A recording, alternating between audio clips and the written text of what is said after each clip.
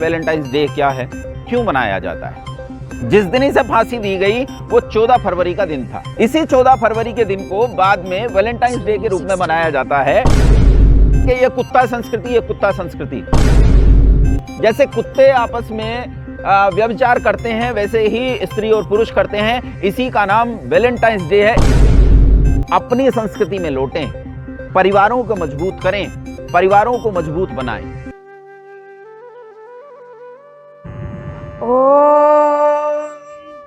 ये त्रिसप्ता पारयन्ति विश्वा रूपाणि बिभ्रतः वाचस्पतिर्बला तेषां तन्वो अद्य ददातु मे।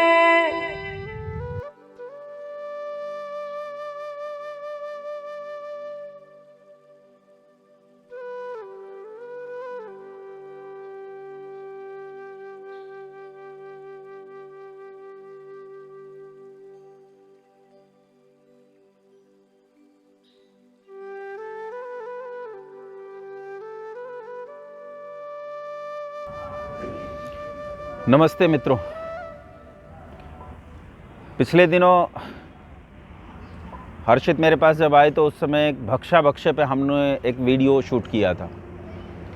उस समय वामपंथियों ने बहुत बुरी तरह उस पर अभद्र भाषा का भी प्रयोग किया और कमेंट में बहुत सारे कुतर्क किए जो तर्क का स्थान नहीं पाते हैं। बहुत सारे ऐसे कुतर्क उन्होंने किए। ज़रूर मैं उन कुतर्कों का जवाब दूंगा। ज़रूर भक्षा भक्ष्य पे हम वो विस्तृत चर्चा करेंगे और आपके सारे प्रश्नों का उत्तर देंगे जो प्रश्न उस भक्षा भक्ष्य के वीडियो में पूछे गए। लेकिन आज जो मैं चर्चा करने जा रहा हूँ, इस चर्चा पर शायद पहले से ज़्यादा आक्रामक रवैया दूसरे लोगों का मुझ पर हो सकता है। कारण क्या है मैं बता देता हूँ। आज हम लोग चर्चा करने वाले हैं, फरवरी चल रही है और अब एक आयोजन होगा 7-8 दिन तक। इस आयोजन का नाम है वैलेंटाइंस डे। असल में पहले ये 1 दिन तक मनाया जाता था, लेकिन आजकल इसका पूरा पखवाड़ा कर दिया गया है और पूरे पखवाड़े पर इस वैलेंटाइंस डे को मनाया जाता है। तो आज वैलेंटाइंस डे पर हम थोड़ी सी चर्चा करेंगे, संक्षिप्त चर्चा करेंगे। वैलेंटाइंस डे क्या है, क्यों मनाया जाता है। हमारे यहाँ परिवार नाम की एक संस्था है भारतवर्ष में, और परिवार नाम की संस्था में दादा दादी होते हैं, माता पिता होते हैं, पति पत्नी होते हैं, उनके बच्चे होते हैं, और ये पूरा परिवार ये सब लोग मिलकर बनाते हैं एक परिवार, एक फैमिली। हमारे यहाँ परिवार नाम की एक संस्था होती है और हमारे यहाँ ये परिवार नाम की संस्था का सिलसिला 1000, 2000, 5000, 10,000 साल का नहीं है, ये करोड़ों साल का सिलसिला है। जब हम लोग यज्ञ करते हैं तो उसमें कहते हैं तत्सत श्री ब्रह्मणो द्वितीय प्रहरार्धे वैवस्वते मनवंतरे अष्टाविंशति तमे कलियुगे कली प्रथम चरणे एको वृंद षण्णवती कोटयो अष्टौ लक्षाणी 350 सहस्राणी। हम कहते हैं 1,96 करोड़ 8,53,000 साल से हम ये यज्ञ कर रहे हैं, और जब से यज्ञ कर रहे हैं तब से हमारी संस्कृति है। इसी संस्कृति में परिवार नाम की संस्था लंबे समय से चली आ रही है। लेकिन कुछ लोगों का मानना है कि दुनिया में ऐसे लोग हैं जिनका विकास बंदरों से हुआ, हमारा तो नहीं हुआ। हमारे तो माता पिता मनुष्य ही थे। हमारी परंपरा मनुष्यों की परंपरा है। हमारे यहाँ बंदर से कभी मनुष्य नहीं बने। पूरे देश में ऐसा कोई इतिहास नहीं, ऐसा कोई प्रकरण नहीं जहाँ बंदरों से मनुष्य बने हों। लेकिन ऐसी संस्कृति और सभ्यताएं भी हैं जहाँ बंदरों से मनुष्यों का विकास हुआ है, बंदर से मनुष्य बने हैं।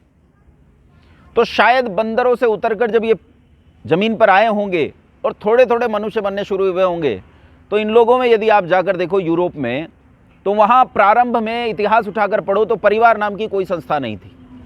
उनमें विवाह नहीं होता था, और विवाह नहीं होने पर ये लोग आपस में मैथुन करते थे, स्त्री और पुरुष, और संतान पैदा करते थे। लेकिन इस संतान का पालन पोषण माता पिता नहीं करते थे, और जब बालक का पालन पोषण माता पिता ने नहीं किया तो जब बालक बड़े हो जाते थे तो ये बूढ़े माता पिता का पालन पोषण नहीं करते थे। इसीलिए अंग्रेजों के यहाँ 2 संस्थाएं परिवार नहीं होने के कारण, परिवार नाम की संस्था नहीं होने के कारण 2 नई संस्थाओं ने जन्म लिया। एक का नाम है ओल्ड एज हाउस और दूसरी है कॉन्वेंट स्कूल।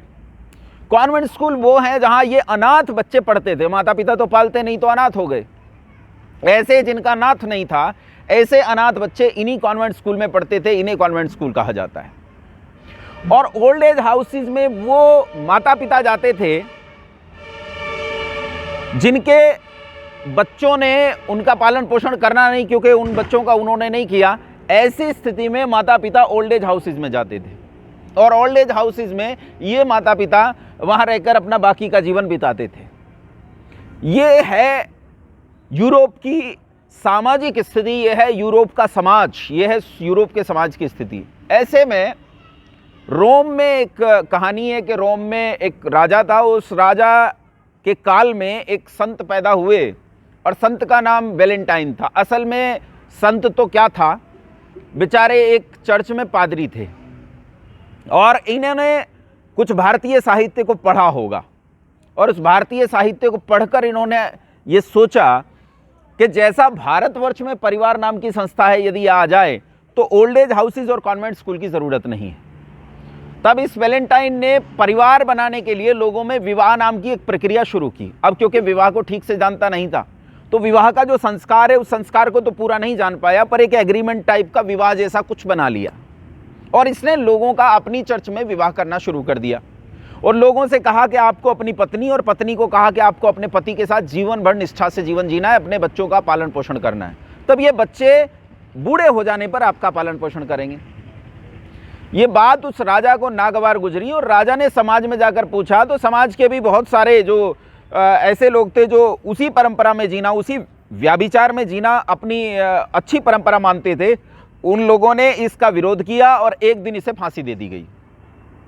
जिस दिन इसे फांसी दी गई वो 14 फरवरी का दिन था। इसी 14 फरवरी के दिन को बाद में वैलेंटाइंस डे के रूप में मनाया जाता है।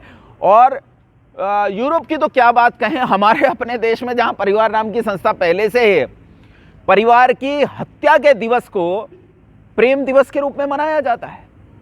हमारे यहाँ जहाँ ओल्ड एज हाउसेज नहीं है, कॉन्वेंट स्कूल्स नहीं है, अरे जहाँ अनाथालय और ओल्ड एज हाउसेज पर समाज चलता हो, वो लोग वैलेंटाइंस डे को मनाएं तो औचित्य समझ में आता है।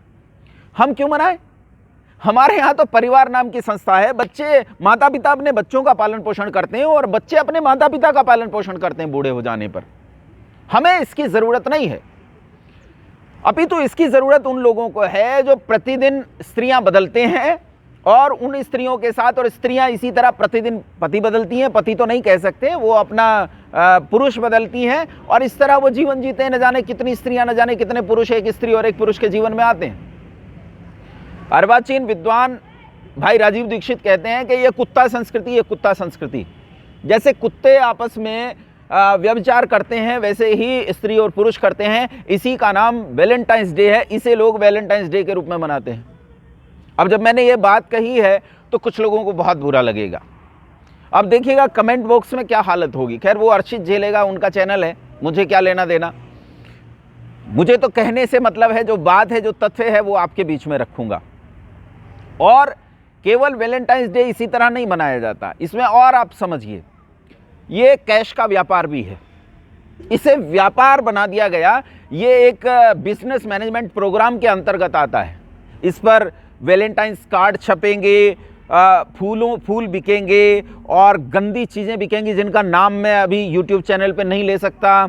शराब खूब बिक्री होगी और हर वो बुरे से बुरा काम हर उस जगह पर होगा जहां वो होना चाहिए या नहीं होना चाहिए। हर उन स्थानों पर वो बुरे से बुरा काम होगा, सब करते हैं। अब यहाँ दो वर्ग खड़े हो जाते हैं, एक वो जो वैलेंटाइंस डे के पक्षधर हैं और एक वो जो वैलेंटाइंस डे के विरोधी हैं। और समाज में इस फूट के कारण आपस में झगड़ा होता है। लोग एक दूसरे को लाठी डंडा लेकर मारने तोड़ने पड़ते हैं। कई बार वो विरोधी लोग भी कुछ गड़बड़ियां करते हैं, कई बार पति पत्नियों पर ही प्रहार कर देते हैं, कई बार भाई बहनों पर प्रहार कर देते हैं। वो नहीं जान पाते कि ये कौन है। ये बात बुरी है, व्यवस्था बुरी है, संस्कृति बुरी है। इसलिए आपसे निवेदन है कि अपनी संस्कृति में लौटें, परिवारों को मजबूत करें, परिवारों को मजबूत बनाएं। अगर हम परिवार नाम की संस्था को नहीं बचा सके तो ऐसे न जाने कितने वैलेंटाइंस डे जैसी गंदी परंपराएं हमारे समाज में फैलेंगी। मेरा काम था कहने का, हर्षित गुरुकुल में आए हैं और मेरा काम था कहने का, क्योंकि सांख्य दर्शनकार कहते हैं उपदेशो उपदेष्टित्वात् तत्सिद्धि इतरथांध परंपरा। जब ठीक ठीक उपदेश के कहने वाले और ठीक ठीक उपदेश के सुनने वाले मौजूद न हो तो अंध परंपराएं फैलती हैं। इसलिए मेरा काम था कि मैं कहूँ जरूर, कोई अच्छा माने या बुरा माने, मेरा कहना औचित्य बनता है। 14 फरवरी को आप बहुत उल्लास के साथ मनाते हैं। 14 फरवरी जब आती है तो मुझे इससे पहले एक और बात समझ में आती है। 14 फरवरी से पहले अगर आपको 14 तारीख ही मनानी है, 14 फरवरी मनानी है, तो आप 3 महीने पहले आइए। फरवरी छोड़िए, जनवरी छोड़िए, दिसंबर छोड़िए, नवंबर में आइए। 14 नवंबर। आपने नाम सुने होंगे, 2 बड़े नाम, भगत सिंह और बटुकेश्वर दत्त। इन्होंने 29 में, ये शायद जून 29 की बात है, इन्होंने असेंबली में बम फेंका था। उससे पहले दिसंबर 28 में सैंडर्स की हत्या की थी, लाला लाजपत राय की हत्या के दंड के स्वरूप उन्होंने हत्या की थी उनकी, उन्हें दंड दिया था, दंडित किया था सैंडर्स को। और उसके बाद 29 में जून में इन्होंने असेंबली में बम फेंका था।